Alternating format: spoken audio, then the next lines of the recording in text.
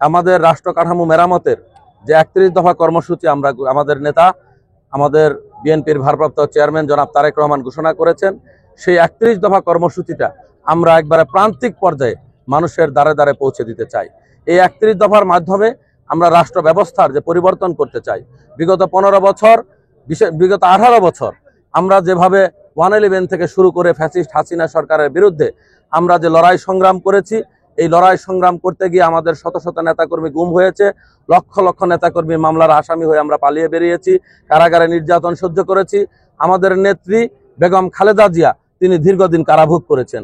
এই যে বিষয়গুলো আমরা প্রান্তিক পর্যায়ে প্রতিটি ঘরে ঘরে দুয়ারে দুয়ারে পৌঁছে দিতে চাই এবং এই আগামী দিনে বিএনপি রাষ্ট্র ক্ষমতায় গেলে আমরা এই রাষ্ট্রকে কিভাবে পুনর্গঠন করতে চাই, সেই যে 31 দফা কর্মসূচি, সেই লিফলেট এবং দফার যে বক্তব্যগুলো, এই বক্তব্যগুলোর সাথে গ্রামীণ মানুষের যে সম্পর্ক, এই যে নারীদের উন্নয়নের জন্য ফ্যামিলি কার্ডের যে ব্যবস্থা, মাত্র 30% টাকায় জমির মালিক হয়ে নতুন বাংলাদেশের গড়ে তোলার স্বপ্ন দেখা বাংলা বসতি, কৃষকের জন্য কৃষি কার্ডের যে ব্যবস্থা, মানুষের জন্য যে মানে হেলথ কার্ডের যে ব্যবস্থা, রাষ্ট্রের আগামী দিনে আর যাতে কেউ স্বৈরাচার হতে না পারে সেই ক্ষেত্রে আমরা যে সংবিধানে আবার এই তত্ত্বাবধায়ক ব্যবস্থা পুনর্বহাল করতে চাই, এই বিষয়গুলো আমরা মানুষের দ্বারে দ্বারে একবারে গ্রামে গ্রামে পৌঁছে দেওয়ার জন্যই আজকের আমাদের এই মোটরসাইকেল শোভাযাত্রা।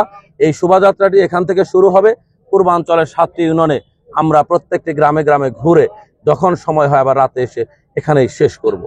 আমি ঘাটাইলের সাংগঠনিক দায়িত্ব রয়েছে বিগত 5 বছর যাবৎ।